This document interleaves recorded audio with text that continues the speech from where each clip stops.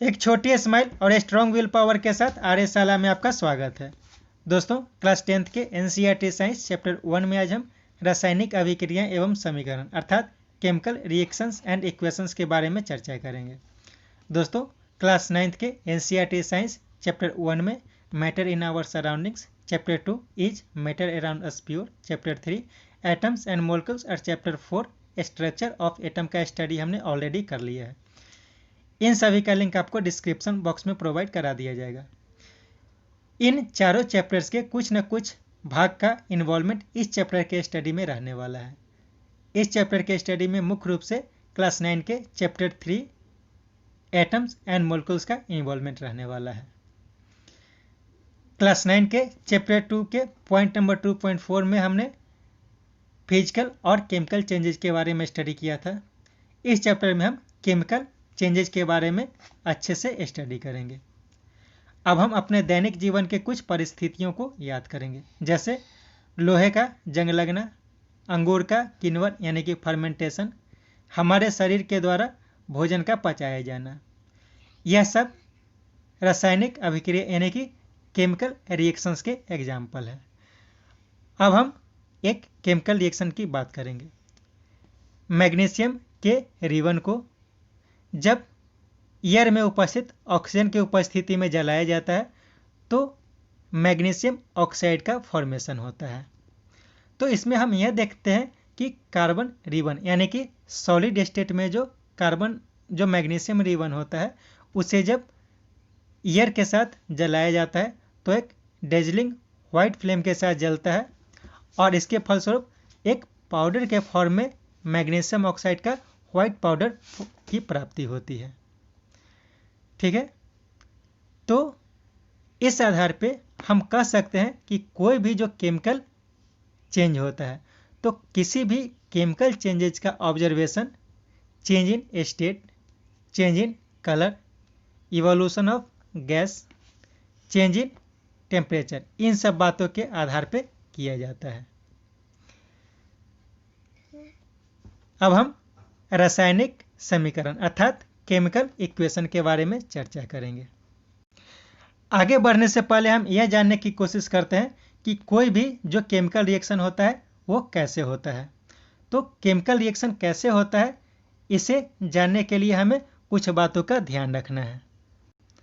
कोई भी जो केमिकल रिएक्शन होता है तो केमिकल रिएक्शन को समझने के लिए हमें उसका एटॉमिक नंबर का ज्ञान होना चाहिए। ठीक है, एटॉमिक नंबर का ज्ञान होना चाहिए और एटम के बारे में ज्ञान होना चाहिए। तो जैसा कि हम जानते हैं कि किसी भी एटम का फॉर्मेशन मुख्य रूप से इलेक्ट्रॉन, प्रोटॉन और न्यूट्रॉन के द्वारा होता है। ठीक है, और एटम का जो प्रोटॉन होता है वो एटम के न्यूक्लियस में होता है और इलेक्ट्रॉन जो होता है उसके बाहर के अलग अलग कक्षाओं अर्थात ऑर्बिट्स में चक्कर लगाता है। ठीक है, तो यह जो एटम होता है इसके जो इलेक्ट्रॉन्स होते हैं डिफरेंट ऑर्बिट्स में चक्कर लगाते हैं। तो ये जो अलग अलग कक्षाओं में इलेक्ट्रॉन्स का डिस्ट्रीब्यूशन होता है तो इसे हम इलेक्ट्रॉनिक कन्फिग्रेशन कहते हैं। ठीक है, तो इलेक्ट्रॉनिक कन्फिग्रेशन क्या होता है?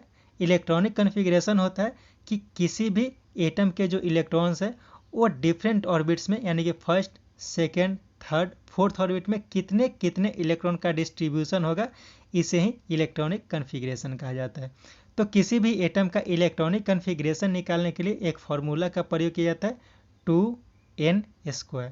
इस आधार पे कहा जा सकता है कि एटम का जो फर्स्ट ऑर्बिट है उसमें 2 × 1 का स्क्वायर यानी कि 2, सेकेंड ऑर्बिट में 2 × 2 का स्क्वायर यानी कि 8, थर्ड ऑर्बिट में 2 × 3 का स्क्वायर यानी कि 18, फोर्थ में 32, इस तरह से डिस्ट्रीब्यूशन होता है। इसके साथ ही हमें यह ध्यान रखना है कि इलेक्ट्रॉनिक कन्फिग्रेशन में यह कहा जाता है कि किसी भी एटम के आउटर मोस्ट ऑर्बिट में मैक्सिमम 8 इलेक्ट्रॉन हो सकते हैं और कोई भी एटम जो होता है वह यह चाहता है कि उसके आउटर मोस्ट ऑर्बिट में 8 इलेक्ट्रॉन हो। तो कोई भी एटम अपने आउटर मोस्ट ऑर्बिट में 8 इलेक्ट्रॉन को प्राप्त करने के लिए या तो इलेक्ट्रॉन को लॉस करता है या फिर गेन करता है या फिर दूसरे एटम्स के साथ इलेक्ट्रॉन्स का साझा करता है। ठीक है, तो इसे हम समझते हैं कि वह कौन सी परिस्थिति होती है जिसमें इलेक्ट्रॉन का लॉस, गेन और शेयरिंग होता है। तो जब एटम की बात करते हैं, कुछ एटम्स की बात करते हैं, जैसे मान लेते हैं कि हम सोडियम की बात करते हैं, सोडियम और क्लोरीन की बात करते हैं। सोडियम का एटॉमिक नंबर 11 होता है और क्लोरीन का एटॉमिक नंबर 17 होता है। तो जब हम सोडियम का इलेक्ट्रॉनिक कन्फिग्रेशन की बात करें तो क्या हो जाएगा 2, 8 और 1। चूँकि इसका एटॉमिक नंबर कितना है 11 है, तो इसका इलेक्ट्रॉनिक कन्फिग्रेशन 2, 8, 1 हो जाता है। और जब क्लोरीन की बात करें तो इसका क्या हो जाएगा 2, 8, 7। तो इसके यानी कि सोडियम के आउटर मोस्ट ऑर्बिट में 1 इलेक्ट्रॉन है और क्लोरीन के आउटर मोस्ट ऑर्बिट में 7 इलेक्ट्रॉन है।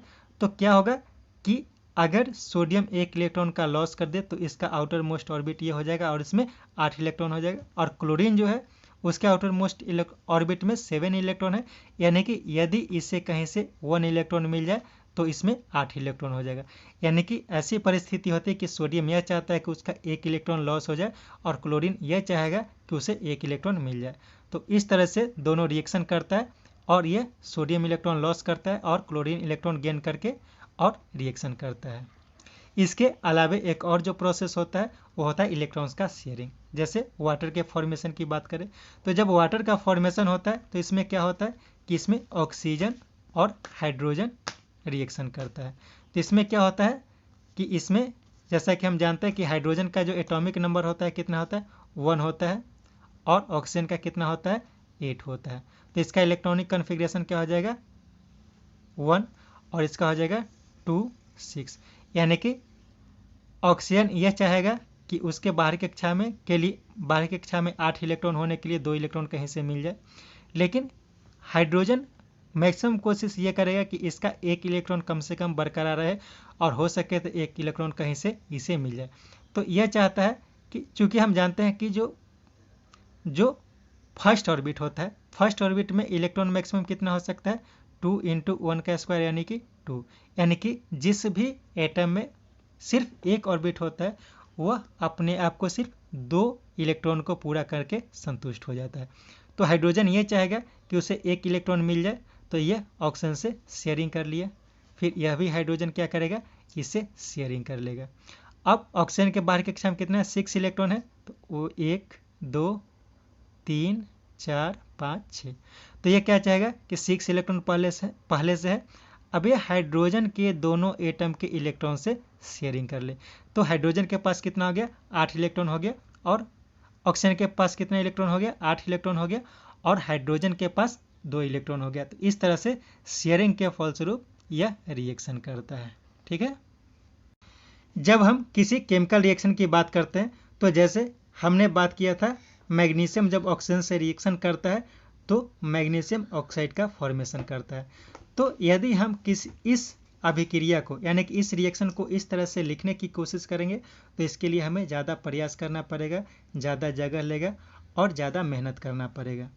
तो जब हम किसी केमिकल इक्वेशन की बात करते हैं तो केमिकल इक्वेशन को यह कहा जाता है कि जब किसी केमिकल रिएक्शन को सिंपलेस्ट वे में रिप्रेजेंट किया जाए।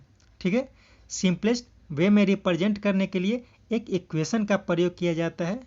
जब किसी केमिकल रिएक्शन को सिंपलेस्ट वे में रिप्रेजेंट करने के लिए एक इक्वेशन का प्रयोग किया जाता है तब इसी को केमिकल इक्वेशन कहा जाता है। ठीक है, तो हम ऐसा लिख सकते हैं कि जो मैग्नीशियम है ऑक्सीजन से रिएक्शन करके क्या बनाता है मैग्नीशियम ऑक्साइड बनाता है, यानी कि मैग्नीशियम प्लस ऑक्सीजन क्या बनाता है मैग्नीशियम ऑक्साइड बनाता है।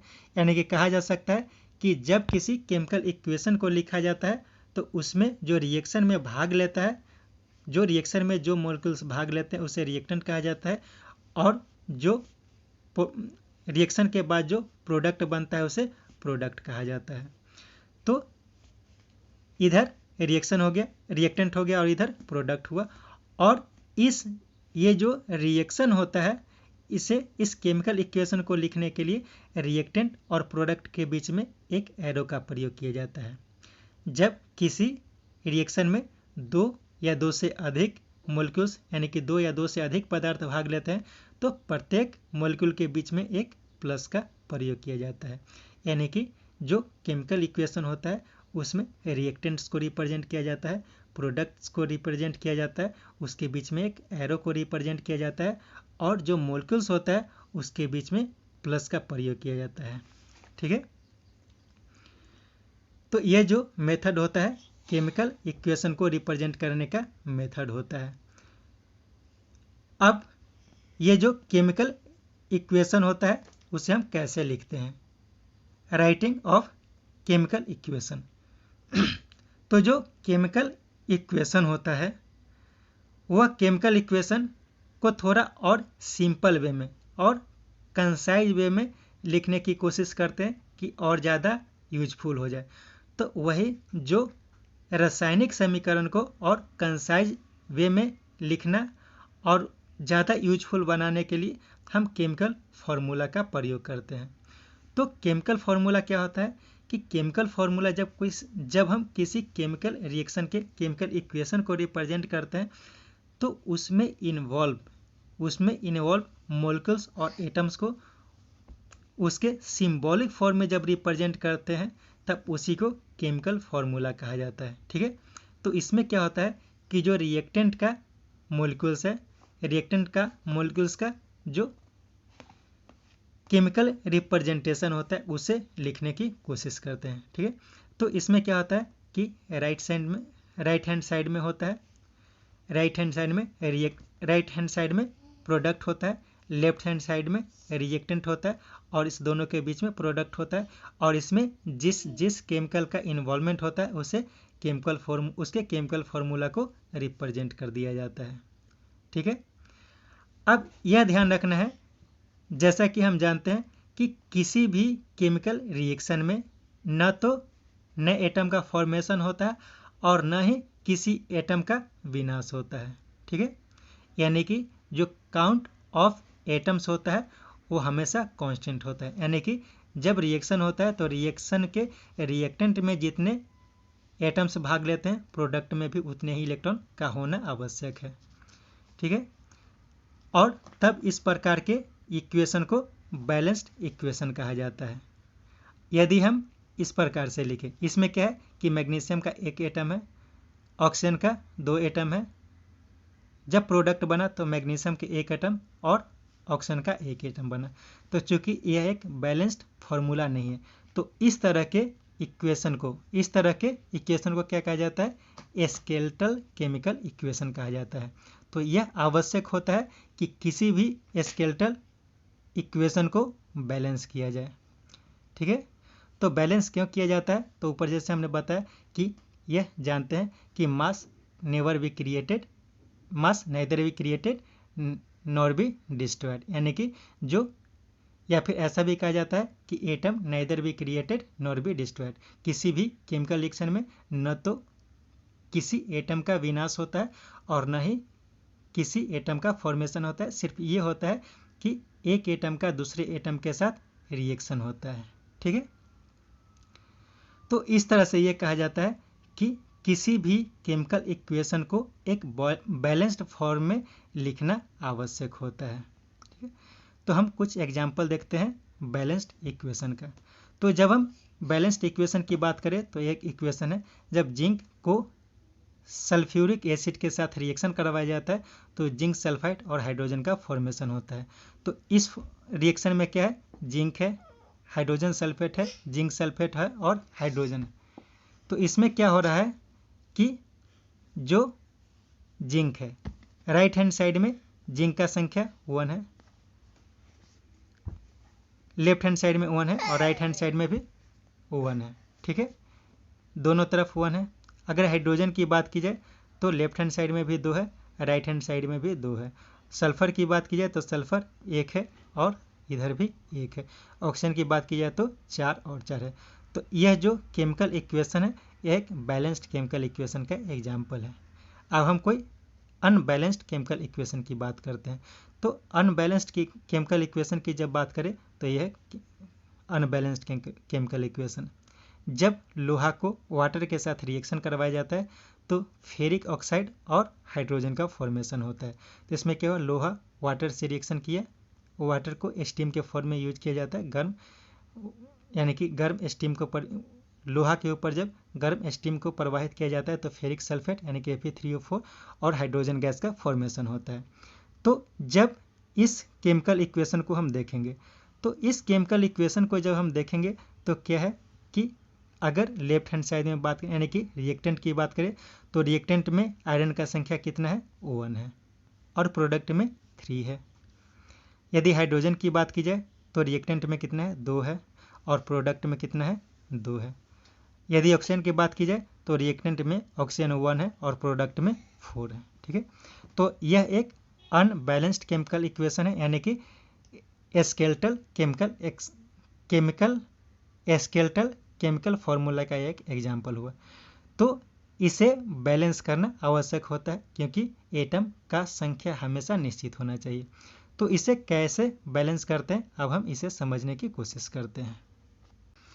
अब हम केमिकल इक्वेशन को बैलेंस करने के मेथड को समझते हैं।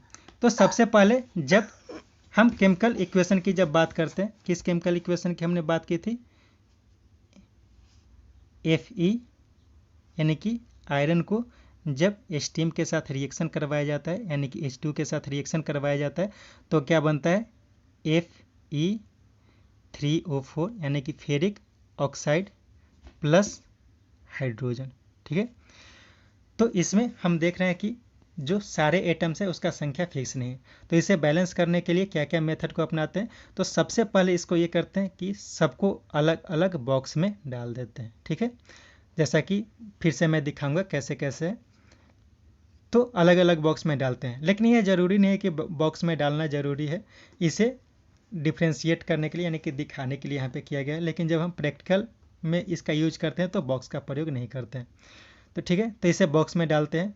सेकंड यह करते हैं कि जो भी एटम का इसमें इन्वॉल्वमेंट हुआ है उसका नंबर काउंट करते हैं। जैसे कि पीछे हमने देखा था कि इसे Fe लेफ्ट हैंड साइड में क्या है 1 है यानी कि रिएक्टेंट में 1 है और Fe यहाँ 3 हो गया, हाइड्रोजन 2 है, यहाँ पे 2 है, ऑक्सीजन 1 है और यहाँ पे ऑक्सीजन 4 है। तो इस तरह से नंबर को काउंट कर ली। अब हम यह देखते हैं कि इसमें सबसे ज़्यादा किसका एटम है। तो सबसे ज़्यादा जो एटम का इस इक्वेशन में इन्वॉल्वमेंट है यह है ऑक्सीजन का, क्योंकि इसमें ऑक्सीजन का संख्या 4 है, आयरन का संख्या 3 है, हाइड्रोजन का संख्या इधर 2 है, यानी कि सबसे ज़्यादा जो है इन्वॉल्वमेंट ऑक्सीजन का हुआ है। तो जिस भी एटम का संख्या सबसे ज़्यादा है सबसे पहले हम उससे बैलेंस करने की कोशिश करेंगे। तो चूँकि यहाँ पे जो प्रोडक्ट साइड में है ऑक्सीजन का संख्या 4 है तो इसमें क्या करेंगे, रिएक्टेंट में भी ऑक्सीजन का संख्या 4 पूरा करेंगे और इसके लिए यहाँ पे क्या करेंगे 4 से मल्टीप्लाई कर देंगे। ठीक है, यहाँ यानी कि 4 वाटर मॉलिक्यूल का प्रयोग किया गया। उसके बाद ये देखेंगे कि second highest number of atom कौन सा है। तो second highest number of atom किसका है, आयरन का है। ठीक है, तो आयरन इधर कितना है 3 है, यानी कि इधर जब 3 से मल्टीप्लाई कर देंगे तो क्या हो जाएगा, इधर और इधर हाइड्रोजन का संख्या आयरन का संख्या बराबर हो गया। अब कौन सा बचा, हाइड्रोजन बचा। तो हाइड्रोजन का संख्या इधर कितना हो गया 8 हो गया। पहले तो चूंकि इक्वल था लेकिन अभी क्या हो गया, इसे बैलेंस करने के बाद यहाँ पे 8 हो गया। तो यहाँ पे हाइड्रोजन को 4 से मल्टीप्लाई कर देंगे, यानी कि एक बैलेंस्ड इक्वेशन का एग्जाम्पल हो गया। ठीक है, तो इस तरह से बैलेंस्ड केमिकल इक्वेशन को रिप्रेजेंट किया जाता है। अब हम आपको फिर से दिखाते हैं कैसे कैसे हुआ है। अब हम स्टेप वाइज है आपके बुक में समझाता हूँ। तो इसमें क्या है, स्टेप 1 में क्या हुआ, बॉक्स बनाया गया।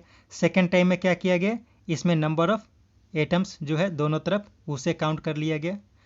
इसके बाद क्या किया जाता है, यह देखा जाता है कि मैक्सिमम नंबर ऑफ एटम किस में है।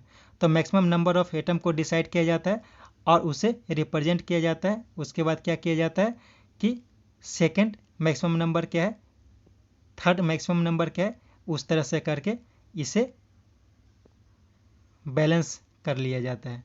ठीक है, तो फाइनली एक बैलेंस्ड इक्वेशन की प्राप्ति हो गई। ठीक है, बैलेंस्ड इक्वेशन की प्राप्ति हो गई। जैसे कि पीछे मैंने बताया था 3Fe + 4H2O is equal to, यानी कि एरो के बाद यानी प्रोडक्ट क्या बना Fe3O4 यानी कि फेरिक ऑक्साइड प्लस हाइड्रोजन का 4 मोलिक्यूल।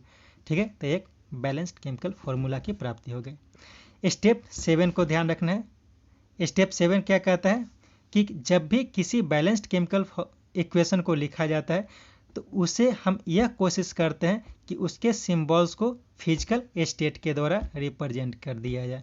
ठीक है, तो उससे क्या होता है कि समझने में और ज़्यादा आसानी होती है। जैसे मैंने अभी बात किया कि जो वाटर का प्रयोग किया गया था इस रिएक्शन में, तो वाटर का जो प्रयोग किया गया था वो लिक्विड वाटर नहीं था बल्कि स्टीम था। ठीक है, तो इससे पता चलता है कि हम हॉट वाटर का प्रयोग करते हैं, हॉट वाटर का प्रयोग करते हैं। तो उसे सिंबल में के रूप में रिप्रेजेंट के लिए करने के लिए क्या किया जाता है, जैसे गैस है तो एल, जी लिक्विड है तो एल। अगर कोई सबस्टेंस है जो वाटर में सोल्यूबल है यानी कि वाटर के साथ प्रयोग किया गया है तो एक ही यानी कि एक्वस और एस से सॉलिड, इस तरह से उसे रिप्रेजेंट कर दिया जाता है।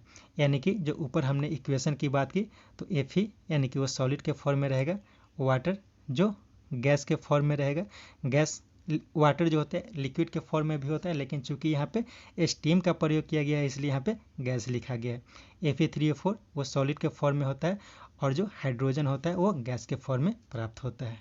ठीक है, इसके अलावा जब केमिकल इक्वेशन को लिखते हैं तो केमिकल इक्वेशन को लिखते समय यह भी ध्यान रखना चाहिए कि कभी कभी टेम्परेचर, प्रेशर या फिर कैटेलिस्ट का प्रयोग किया जाता है। तो जो भी टेम्परेचर, प्रेशर और कैटेलिस्ट का प्रयोग करते हैं तो हम उसे एरो के ऊपर और नीचे लिखते हैं। जैसे यह जो कार्बन मोनोऑक्साइड को जब हाइड्रोजन से रिएक्शन करवाया जाता है तो क्या बनता है, मिथाइल अल्कोहल का फॉर्मेशन होता है। तो जब मिथाइल अल्कोहल का फॉर्मेशन होता है तो उसमें 340 एटमॉस्फेरिक प्रेशर का प्रयोग किया जाता है। तो इसे यहाँ पे एरो के ऊपर लिखते हैं। अब हम फोटोसिंथेसिस की बात करते तो फोटोसिंथेसिस में क्या होता है कि एयर का कार्बन डाइऑक्साइड, अर्थ से वाटर दोनों आता है यानी कि एक्वस CO2 और लिक्विड यानी कि वाटर आता है, और यह सनलाइट और क्लोरोफिल की उपस्थिति में, ठीक है, क्लोरोफिल और सनलाइट की उपस्थिति में क्या बनाता है, ग्लूकोज बनाता है यानी कि C6H12O6 जो एक एक्वस कंडीशन में होता है यानी जलीय कंडीशन में होता है। उसके साथ साथ ऑक्सीजन भी एक्वस फॉर्म में होता है और वाटर का फॉर्मेशन होता है। तो इस तरह से हम किसी भी केमिकल रिएक्शन को रिप्रेजेंट करते हैं। अब हम बात करते हैं केमिकल रिएक्शंस के प्रकार यानी कि टाइप्स ऑफ केमिकल रिएक्शंस के बारे में। तो टाइप्स ऑफ केमिकल रिएक्शंस की बात जब करते हैं तो जैसा कि ऊपर हमने स्टडी किया था कि कोई भी जो मॉलिक्यूल होता है, कोई भी जो मॉलिक्यूल होता है तो उसमें atom of one element do not change. किसी भी मॉलिक्यूल का जो एटम होता है किसी भी रिएक्शन में वह चेंज नहीं होता है। और साथ ही यह भी ध्यान रखना है कि कोई भी जो एटम होता है वो डिसअपियर नहीं होता है, यानी कि कह सकते हैं कि atom can never be created, never be destroyed in any chemical reaction.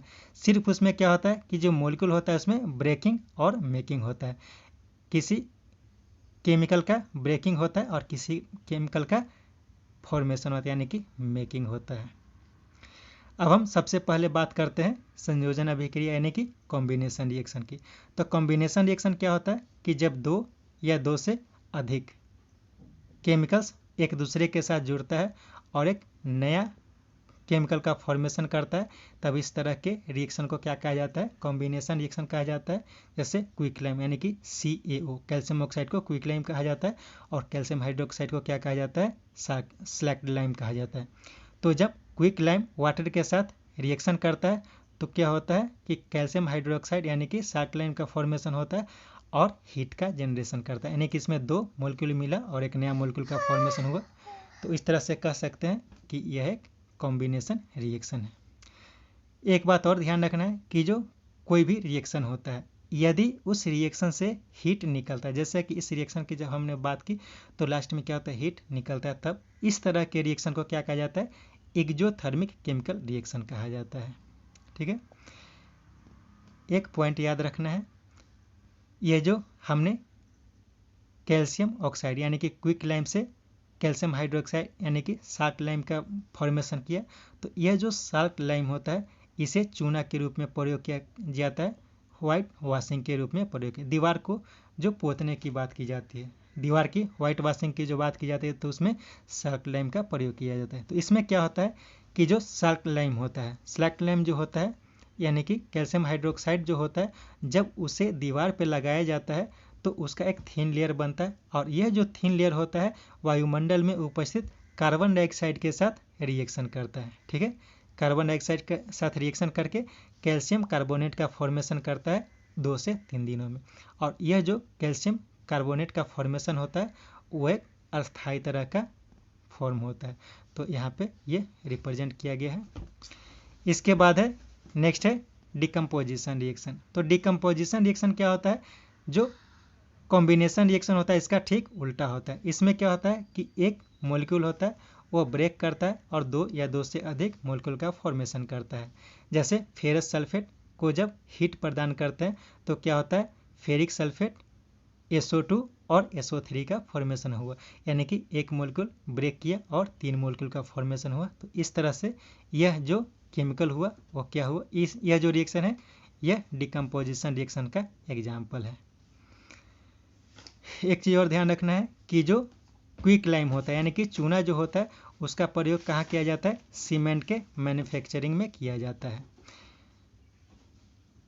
अब हम एक और पॉइंट को समझ लेते हैं, इंडोथर्मिक रिएक्शन। जैसे कोई केमिकल रिएक्शन होता है, अगर उस केमिकल रिएक्शन को कंप्लीट करने के लिए उसे हीट दिया जाता है तो उस तरह के केमिकल रिएक्शन को क्या कहा जाता है? इंडोथर्मिक। क्योंकि उसे हीट दिया गया तो इंडोथर्मिक, और जब रिएक्शन के बाद हीट जनरेट होता है तो उसे एक्जोथर्मिक केमिकल रिएक्शन कहा जाता है। यहाँ पर भी एक तरह का डिकम्पोजिशन रिएक्शन का एग्जाम्पल है AgBr। ठीक है, सिल्वर ब्रोमाइड पे जब सनलाइट का प्रयोग किया जाता है तो सिल्वर और ब्रोमीन दोनों एक दूसरे से अलग हो जाता है। इसका प्रयोग कहाँ किया जाता है? फोटोग्राफी में किया जाता है। तो ये सब एग्जाम्पल है डिकम्पोजिशन रिएक्शन का। अब हम बात करते हैं डिस्प्लेसमेंट रिएक्शन का। तो डिस्प्लेसमेंट रिएक्शन क्या होता है कि जो डिस्प्लेसमेंट रिएक्शन होता है इसमें एक एटम किसी दूसरे मॉलिक्यूल के एटम को डिस्प्लेस करके उसका स्थान ले लेता है। जैसा कि हमने ऊपर बात किया था कि कभी कभी क्या होता है कि जो केमिकल रिएक्शन होता है, केमिकल रिएक्शन में क्या होता है कि कुछ एटम ऐसे होते हैं जो ज़्यादा रिएक्टिव होते हैं, कुछ एटम ऐसे होते हैं जो कम रिएक्टिव होते हैं। जैसे कि कोई भी एटम क्या चाहता है कि उसके बाहरी कक्षा में 8 इलेक्ट्रॉन रहे, तो अगर उसके बाहरी कक्षा में 7 इलेक्ट्रॉन है तो वह तुरंत चाहेगा कि 1 इलेक्ट्रॉन मिल जाए। ठीक है, अगर 6 इलेक्ट्रॉन है तो वह चाहेगा कि उसे भी मिले। लेकिन जो जिसके बाहरी कक्षा में 7 इलेक्ट्रॉन है वो जल्दी रिएक्शन करेगा यानी कि मोर रिएक्टिव होगा, और जिसके बाहरी कक्षा में 6 इलेक्ट्रॉन है वो लेस रिएक्टिव होगा। इसके साथ और बहुत सारा फैक्टर होता है जो इसे प्रभावित करता है। तो इसमें क्या हमने देखा कि विस्थापन अभिक्रिया जो होता है, विस्थापन अभिक्रिया में क्या होता है कि कोई एक एटम किसी मॉलिक्यूल के दूसरे एटम को हटा के उसके स्थान पे आ जाता है। तो एक एग्जांपल हम देखते हैं, जैसे Fe यानी कि आयरन को जब कॉपर सल्फेट के साथ रिएक्शन करवाया जाता है तो फेरस सल्फेट, आयरन सल्फेट का फॉर्मेशन होता है और कॉपर बनता है। तो क्या हुआ कि कॉपर सल्फेट से आयरन जो है कॉपर को डिस्प्लेस कर दिया और फेरस सल्फेट का फॉर्मेशन हो गया। ठीक है, तो यह एक डिस्प्लेसमेंट रिएक्शन का एग्जाम्पल हुआ। डिस्प्लेसमेंट रिएक्शन के कुछ और एग्जाम्पल्स को हम लोग देख लेते हैं। जैसे जिंक को कॉपर सल्फेट के साथ जब रिएक्शन करवाया जाता है तो क्या होता है कि जो जिंक होता है वो ज़्यादा रिएक्टिव होता है, कॉपर जो होता है वो कम रिएक्टिव होता है। तो क्या करता है कि जिंक जो होता है कॉपर सल्फेट से कॉपर को डिस्प्लेस करके जिंक सल्फेट का फॉर्मेशन करता है और कॉपर को अलग कर देता है।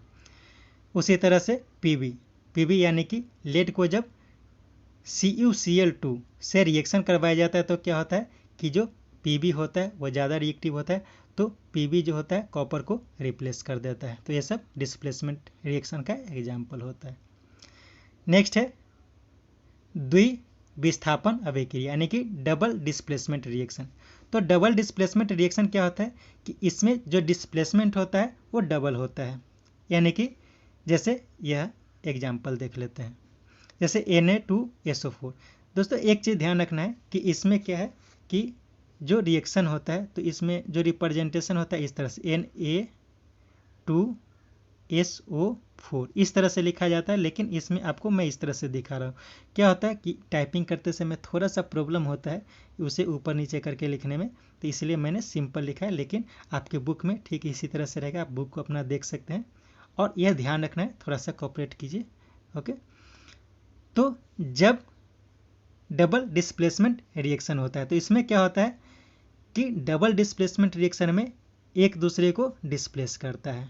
जैसे देखिए क्या होता है Na2SO4 जब BaCl2 से रिएक्शन करता है तो क्या है कि जो बेरियम क्लोराइड है और सोडियम सल्फेट है, तो बेरियम सल्फेट के बेरियम क्लोराइड के बेरियम को हटा के सोडियम इसके स्थान पे आ जाएगा और ये जो बेरियम क्लोराइड से बेरियम अलग हुआ वो सल्फाइड से सल्फेट आयन से रिएक्शन कर लेता है, यानी कि इसके फलस्वरूप क्या बन गया सोडियम क्लोराइड। ठीक है, सोडियम क्लोरीन से रिएक्शन करके सोडियम क्लोराइड का फॉर्मेशन किया और ये जो बेरियम है बेरियम सल्फेट से रिएक्शन करके क्या बना बेरियम सल्फेट का फॉर्मेशन किया, यानी कि क्या हो रहा है इसमें दोनों एक दूसरे को डिस्प्लेस कर रहा है।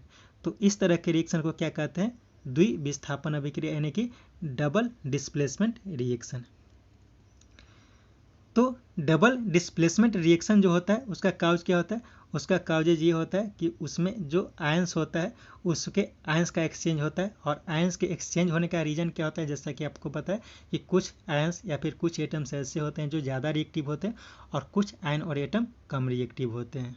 ठीक है, अब हम बात करते हैं ऑक्सीडेशन एंड रिडक्शन यानी कि उपचयन और अपचयन रिएक्शन की। तो ऑक्सीडेशन और रिडक्शन क्या होता है, तो सबसे साधारण शब्दों में समझने की कोशिश करें कि जब भी कोई एटम या मॉलिक्यूल ऑक्सीजन से रिएक्शन करता है यानी कि ऑक्सीजन के साथ जुड़ता है तब इस क्रिया को ऑक्सीडेशन कहते हैं, और जब भी कोई एटम या मॉलिक्यूल हाइड्रोजन के साथ जुड़ता है या हाइड्रोजन के साथ रिएक्शन करता है तब उसे रिडक्शन कहते हैं। ठीक है, तो यह सबसे सिंपल डेफिनेशन है ऑक्सीडेशन और रिडक्शन का। थोड़ा और इससे डीप में जाएंगे, इसका ऐसे बहुत सारा डेफिनेशन होता है, बहुत सारा प्रक्रिया होता है ऑक्सीडेशन और रिडक्शन का। आगे की कक्षा में आप लोग देखेंगे क्या क्या होता है। तो अभी फिलहाल हम इसी की बात करते हैं।